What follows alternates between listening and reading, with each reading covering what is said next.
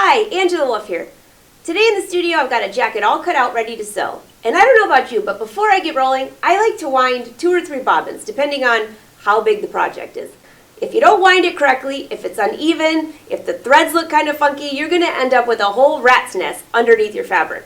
So let me show you how I wind the bobbin. Maybe it'll give you a few tips. Alright, lift up the top, and this is where you put the thread for your bobbin winding. And it even has numbers, 1, 2, 3, 4, so you really can't screw this up. Well, you could, but try not to. Go through here, and then you wrap it around, give it a little tug. There's a little tension disc under here. The other thing is, I usually like to put a spool cap on top of here, just so this doesn't go flying off. If you don't, make sure you hold your hand back here, not touching the thread, but at least hold this in place while it's winding so it doesn't go flying off. Alright, now you can put the thread through this little hole here. I usually just put this on. It shows me that the thread is going to go this way, so I give myself a little bit of room, wind it a couple times, and give it a little tug, and there's a cutter right there. Simply push this knob into place. When you do that, you'll see down here, there's a plus and a minus sign. This is the speed of how fast you're going to wind the bobbin. I usually leave it in the middle, simply because if something goes wrong, it's easy to stop it. But you can go as fast or as slow as you want. So let's just say you're winding the bobbin with a stretchy elastic thread. You would want to use the slowest that you could. So I'm just going to set it in the middle, and then I click start. I'm going to stop this for a second. You want to make sure that the thread is going on evenly. So I saved this bobbin because this one wound terribly. There were extra threads hanging out, everything was uneven.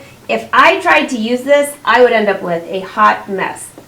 So just take a couple seconds and make sure that all of your thread is winding evenly, top to bottom.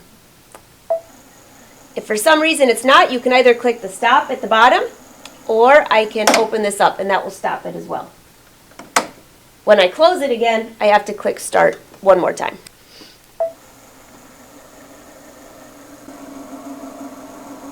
Something really cool is this machine will actually stop, just like that, and the machine automatically stops when the bobbin is full. Just cut your thread, and it's ready to go.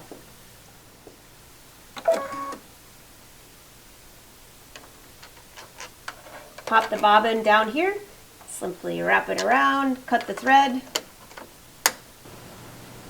and I'm ready to go. So keep this feature in mind. When you're winding the bobbin, if you're using a specialty thread, elastic thread, be sure to slow that speed down. Also, if you notice that the thread is going unevenly on the bobbin, a lot of thread on one side and a little on the other, just stop right away, take the thread off and start over. It will really save a headache later on. So what are you sewing today? I'm getting ready to start another Chloe jacket out of this faux leather vinyl that I found. It has a little stretch. Looking forward to seeing how this turns out. And since the jacket's unlined, it has a nice black, almost a fleece finish on the inside. Should be pretty cool. Again, I'm Angela Wolf, and this is your Friday feature.